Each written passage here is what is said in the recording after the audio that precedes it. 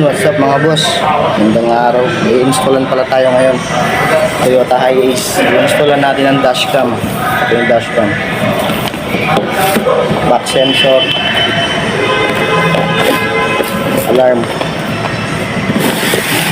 Saka central lock. Kasi yung natin Tigon 10. Ito yung unit natin. 3,000. Toyota Hiace. So madugudugong installan to. Ayan. Dami tayong pagbabaklasin dito. Maghapon, baka kulangin tao sa maghapon dito. Okay. Try, install na natin.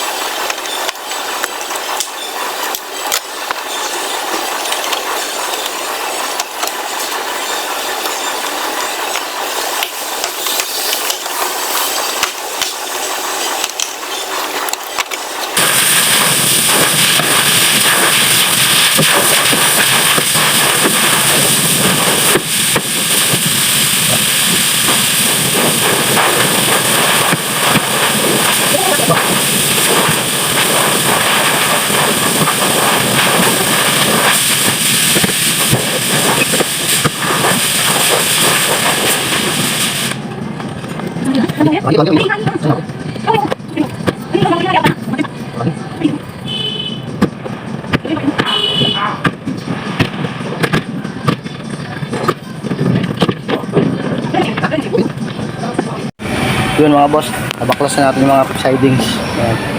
4 na sidings. Ayan. Dito sa sliding hanggang doon sa likod. Ito. Ayan. Tatanim tayo dito ng actuator. Pakita ko yung actuator sa inyo. Ito mga boss, tatanim natin yung actuator dito. Tatanim natin dito yan. Yun mga boss, na-bracket na natin yung actuator natin. Ito, na-mount na natin. Ayan. Okay na yan. Lock. Lock, unlock natin mga boss. Lock. Unlock. Okay. Ito pala yung linya niya, no? Ayan, may nakabang na wire na dito. Pink saka blue. Yung blue para sa blue ng actuator. Yung green para sa pink. Ayan. 4 na yan mga boss. Ilagay na natin. Ito, pakita ko sa inyo yung iba. Sunod na siya, oh. Lilinyahan na lang natin yan. Ito naman yung sa driver side. Ito naman yung sa driver side. Lock, unlock. Nagbarena lang pala tayo dito. Yan. Lahat yan, nagbarena tayo para may mount natin. Tapos nagbend tayo ng rayos ng bike. Rayos ng bike yung ginamit ko yun. Tapos pinalakyan lang ng butas to. Yan.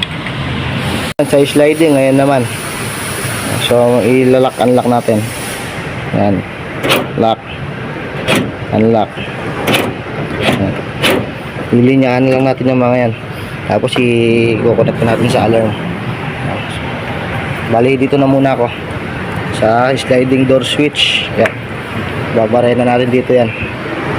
Pati dito sa kabila. Pakita ko lang sa inyo pagkatapos. Basta magbabaray na lang naman yan. Ayan. Mga boss, na itornilyo na natin yung sliding door switch. Pagbubutas pala nito, dahan-dahan lang, dapat sakto-sakto sa kasentro. Ngayon, bubutas natin yan dito sa kabila. Naglagay ako ng masking tape. Ito yung bubutas natin dito. Nakapares niya. Pero para masentro natin yan, ganito yung gagawin natin. Ito. Lalagyan lang natin to.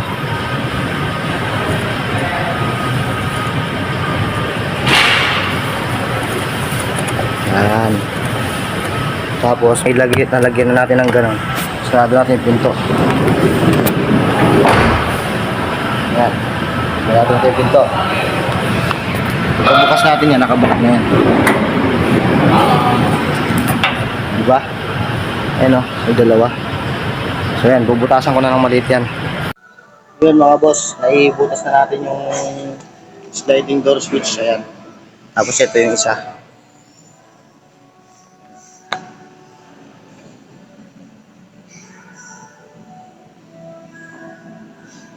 Sakto na. O, lilinyahan na lang natin. So, yun mga boss. Nalinyahan ko na yung mga actuator sa sliding door. Nabutas ko na. Ito, pagkita ko sa inyo, gumagana na. Lock saka unlock. Pagkita ko sa inyo. Ayan. Yung binutasan natin kanina dito. Ayan, ito yung actuator. Yung wirings. Pinadaan ko dun sa labas. Papasok dito. Dito tayo nagkonekta niyan. Ayan, dito yung mga wirings. PM nyo kung gusto nyo malaman kung paano i-connecta yan. Ayan. Ito, gumagana na. Lock. Unlock. Sa kabila. Lock. Unlock. Yung sliding door natin. Ayan, sliding door. Lock. Unlock. Kung makikita natin dito yung likod. Ayan yung likod. Lock. Unlock. Okay. So, mag-i-install na tayo ng alarm. Okay, mga boss. Na-install na natin yung alarm ito.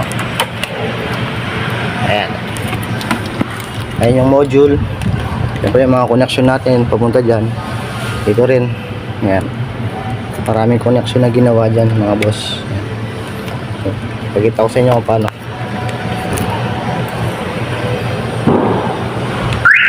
Lock. Unlock. So, yun. Dashcam na lang. Ay hindi. Nailagay ko na pala yung dashcam nito. Ito. So, back sensor na lang. Tapos kukumpletuhin ko na lang itong mga to. Yung mga pinagtatanggal ko na yan. Pag nakompleto ko na yan hanggang dun sa likod, back sensor na lang. So, tapos na. Anong oras na rin naman? Plus 4 na. Baka mag-overtime pa ako nito kahit pa paano. So, yun. Tapos na mga boss. Isa pa nga. Lock. Unlock. Okay. Yun mga boss. Kompleto na natin. Ayan, mga sidings. Malinis na. Pati sa kabila. Pati sliding. Pati sa likod. At saka nailagay na natin sa may back sensor ito. Yung indicator niya. Ayan. Pinagapang na rin natin yung wire. So, magbubutas na lang tayo dito. Bubutas na lang tayo sa bumper para din sa dalawang sensor. So, ibabaw natin to. Tapos module. So, alas 5 na ng hapon. Overtime tayo. Hanggang alas 6 tapos to. Bukat nga natin ulit. Lock. Unlock. Okay. Sige, sensor na tayo. Ayan mga boss, nalagyan ko na ng palatandaan yung bubutasan ko sa back sensor. Ayan. 2-eye sensor lang pala tayo. Dalawang sensor lang. Gamit kayo ng masking tape. Ayan. Ito sa gitna. Tapos gamit kayo ng medida. Mula dito. Number 4. Tapos mula dito papunta doon. 16.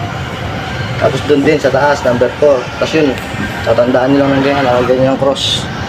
So, bubutas na tayo. Tara.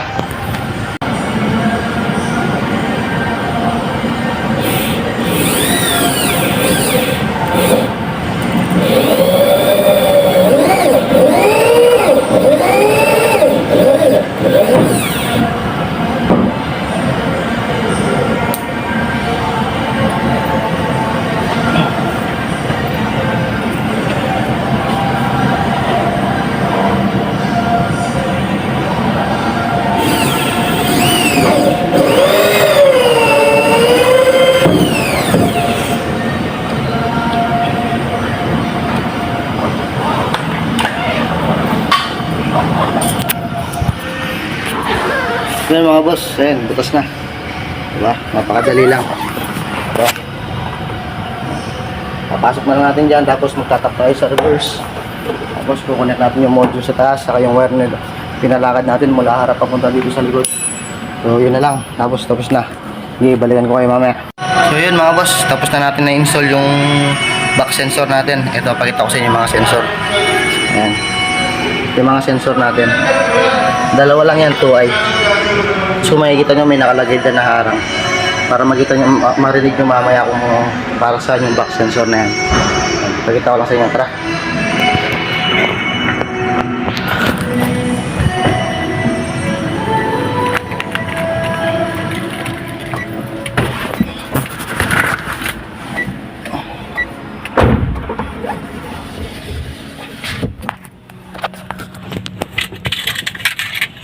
Anda rin natin.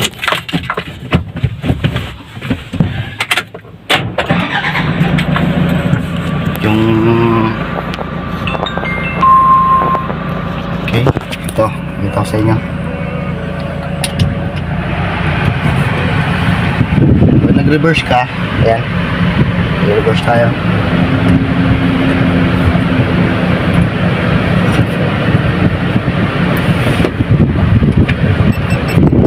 Ganyan nilagyan natin ang harang kanina. Ayan. At tumutulong siya ng ganyan. Ibig sabihin, malapit ka lang tumama. Malapit lang bumangga yung bumper mo pag maatras ka. Okay. Dashcam naman. Ayan. Ayan yung dashcam natin. Harap yan. Ayan yung likod. Pwede siya maging dalawa. Likod, saka harap. Ito naman siya pag nag-reverse ka. Yan, re-reverse natin ha. Ito.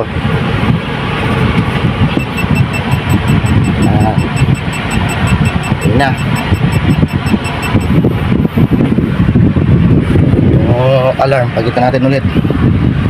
Ayan, pag pinatay mo yan, mag-unlock yan. Diba?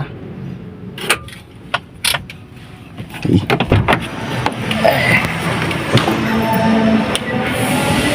Ayan yung unit natin. Di content na high ace. Unlock. Unlock. Ayan, lock. Unlock. Okay, tapos na tayo ng isang unit. Pero madugod-dugong installan to. So hanggang sa susunod na pag-i-install naman.